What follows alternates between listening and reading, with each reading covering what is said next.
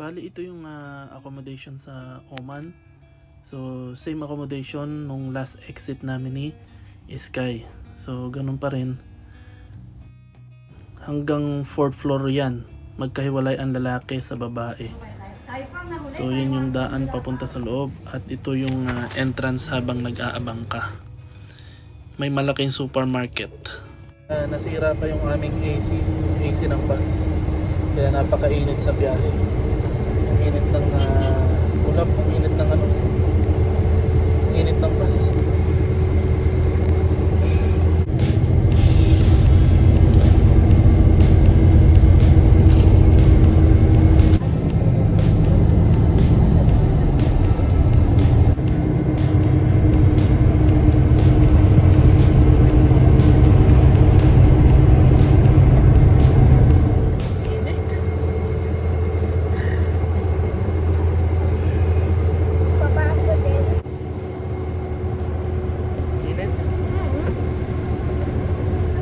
Isipin nyo yung bumiyahe ng 45 minutes na walang AC, walang air condition sa gitna ng disyerto.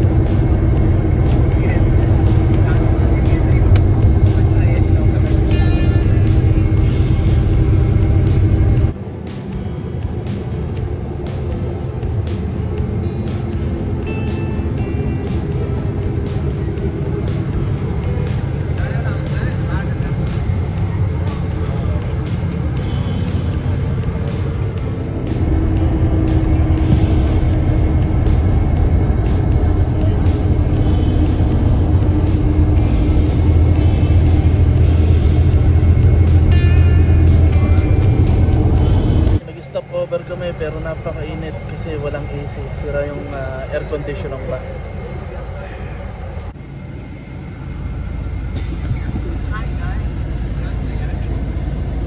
Okay na yung AC, bumalik na. Malamig na yung air condition. All is well, all is well. Okay, bababa muna daw kami kasi pinatay muna yung bus kasi walang AC. So, mag-i-AC muna tayo dito sa restaurant. Okay, so pahinga muna kami dito at gagawin daw yung AC ng bus.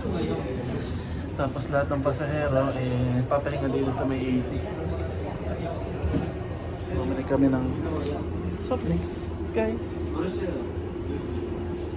Magpahinga muna kami dito habang hinihintay namin magawa yung AC. Dito na kami sa drinks.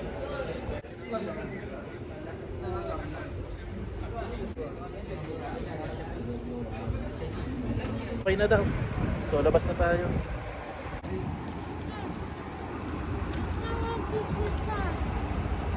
Ha? Okay na daw. Pasok na. Dito. Okay na?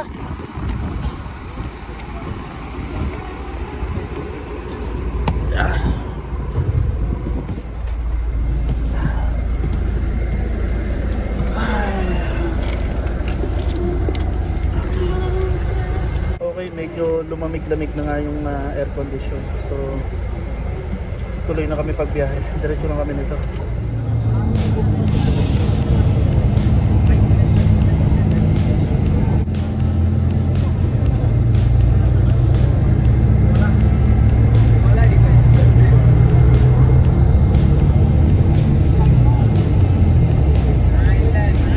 Okay, diretso na ulit sa biyahe.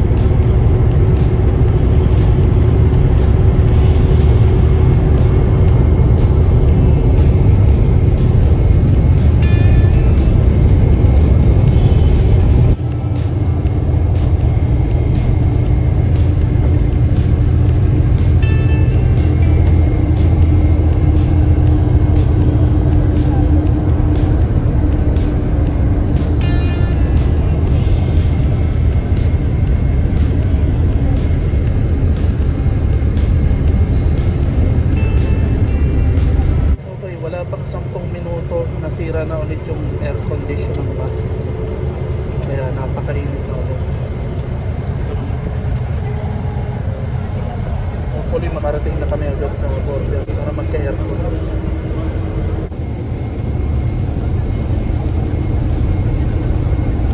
Nandito na kami sa Oman UAE border para sa exit stamp dito sa Oman, and then sa UAE border entry stamp naman. So bawal mag-video dito, kaya see you na lang mamaya. At napakainit, walang aircon yung bus, sira na naman.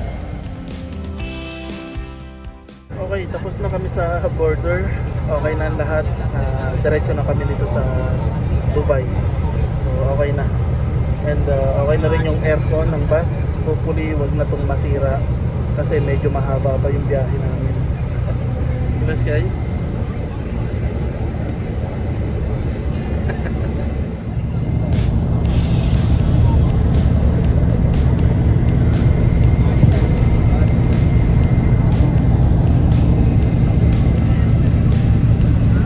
Alas 7 na ng gabi, inabot na kami ng alas 7 ng gabi.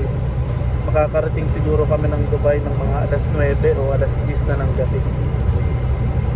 At least 2 oras na biyahe. Kasi galing kami sa Ajman border. So hopefully makarating kami ng mas maaga.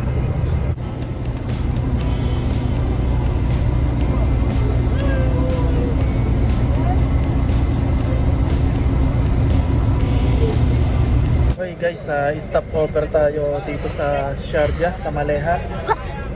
Nasa Maleha, Sharjah na tayo. So yung mga gustong mag-CR at saka kumain, yun, stop over dito. Pwede silang kumain at mag-CR. So ibig sabihin malapit na rin tayo sa Dubai kasi Maleha, Sharjah na to. So, Sharjah? Eating time!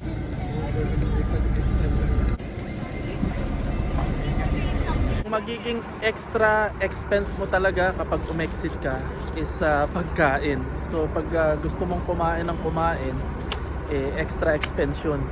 At kung mag-e-extend ka kasi delay yung visa mo, so magbabayad ka nung accommodation, 30 dirham per day. So yun lang magiging extra expense mo pag ume-exit ka. So ngayon hindi na muna kami kakain ni Sky kasi kumain na kami dun sa nag-stop kami dahil sa nasira yung AC. So busog pa kami. Mamaya ko na lang pakakainin si Sky pagdating sa Dubai.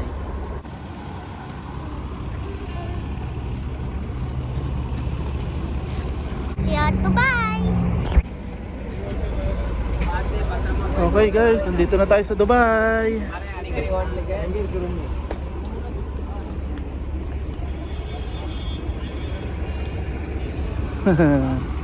Okay, touchdown, nandito na kami sa Dubai. Ibibili ko lang si Sky ng pagkain, Jollibee daw. Kasi gutom na gutom siya. So tara, let's. Papunta na kami dun sa kapatid ko. Doon muna kami makikitulog. And then bukas na kami uuwi sa Abu Dhabi.